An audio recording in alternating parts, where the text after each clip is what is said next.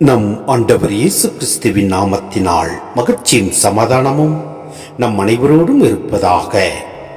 கொலோசியர் 1:10-19 முடிய, நீங்கள் அனைத்திலும் ஆண்டவருக்கு உகந்தவற்றை செய்து அவருக்கு ஏற்புடையவர்களாய் நடந்து கொள்ள வேண்டும். நீங்கள் பயன் தரும் நற்செயல்கள் அனைத்தும் செய்து கடவுளை பற்றிய அறிவில் வளர வேண்டும். நீங்கள் முழு மன உறுதியோடும் பொறுமையோடும் இருக்குமாறு தம் மாட்சிமிகு ஆற்றலுக்கேற்ப தம் வல்லமையால் அவர் உங்களுக்கு வலுவூட்ட வேண்டும். மகிழ்ச்சியோடு தந்தையாம் கடவுளுக்கு நன்றி செலுத்துங்கள். அவர் இறை மக்களுக்கான ஒளிமயமான உரிமை பேற்றில் பங்கு பெற உங்களை தகுதி உள்ளவராக்கியுள்ளார்.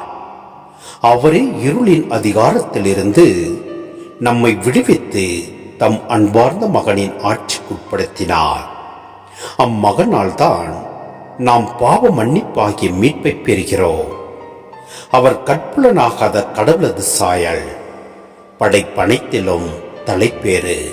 ஏனெனில் விண்ணில் உள்ளவை மண்ணில் உள்ளவை, கற்புலனாகுபவை கற்புலனாகாதவை, அரியணையில் அமர்வோர் தலைமை தாங்குவோர், ஆட்சியாளர் அதிகாரம் கொண்டோர் ஆகிய அனைவரும் அவரால் படைக்கப்பட்டன.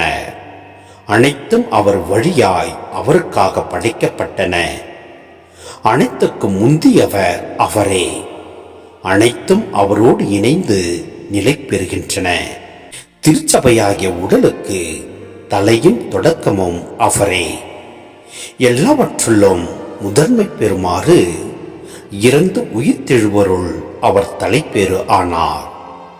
தம் முழு நிறைவும் அவருள் குடிக்கொள்ள கடவுள் திருவுளம் கொண்டார்.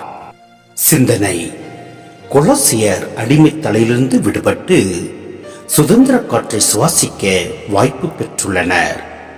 மீட்பு பெற்றதன் வழியாக பாவத்தின் ஆதிக்கத்திலிருந்தும் பாவ மன்னிப்பு பெற்றதன் பயனாக பாவத்தின் விளைவுகள், பாதிப்புகள், காயங்களிலிருந்தும் அவர்கள் விடுதலை பெற்றுள்ளனர்.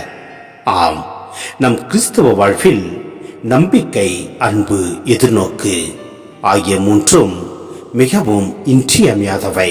எனவே நம் ஆண்டவரின் வார்த்தைகளை நமது இதயத்தில் ஏற்று அவரோடு நாம் இணைந்து பயணிப்போம். எல்லாம் வல்ல இறைவன் நம்மை நிறைவாய் ஆசீர்வதிப்பார். ஆமென்.